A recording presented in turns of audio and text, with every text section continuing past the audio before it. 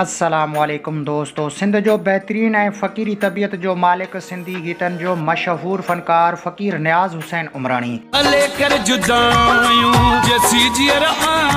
फ़क़ीर नियाज़ हुसैन उमराणी केरु आहे ऐं किथां जो आहे? फ़क़ीर नियाज़ हुसैन उमराणी खे एतिरी शोहरत छो मिली?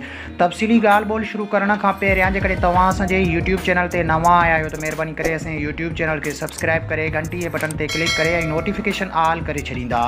सब्सक्राइब करण सां अव्हां जो को बैलेंस कोन वेंदो, पर असांजी काफ़ी हौसला अफ़ज़ाई थींदी ऐं तव्हांखे बि वधीक वीडियोज़ ॾिसण वटां मिलंदा। हलूं था पंहिंजे मेन टॉपिक तरफ़ त सिंधी गीतनि जो मशहूर ऐं पुराणे वक़्त जो मयानाज़ फ़नकार नियाज़ हुसैन उमराणी। फ़क़ीर नियाज़ हुसैन उमराणी 17 सालनि जी उमिरि में ई फ़नकारी शुरू कई ऐं उन जो पहिरियों एल्बम आज़ाद प्रोडक्शन में रिलीज़ थियो।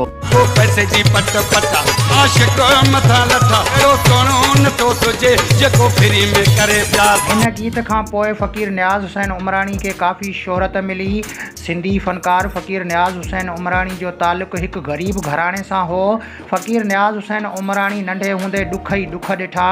फ़क़ीर नियाज़ हुसैन उमराणी जो तालुक़ु मीरो खान लॻ 3 किलोमीटरनि जे मुफ़ासिले ते वाक़िअ ॻोठु सरमस्त खान उमराणी सां आहे ऐं हींअर सिंधी मशहूर फ़नकार फ़क़ीर नियाज़ हुसैन उमराणी लाड़कणे में रिहाइश पज़ीर आहे। फ़क़ीर नियाज़ हुसैन उमराणी जी हिकु शादी थियल आहे जंहिंमां उनखे 2 नियाणियुनि सां गॾु 2 पुटनि जो औलाद पिणु आहे ऐं हींअर फ़क़ीर नियाज़ हुसैन उमराणी जी उमिरि अटिकल 38 साल आहे। फ़क़ीर नियाज़ हुसैन उमराणी जी पसंदीदा कंपनी एसआर प्रोडक्शन आहे जितां उनखे ताज़ो ई काफ़ी शोहरत मिली।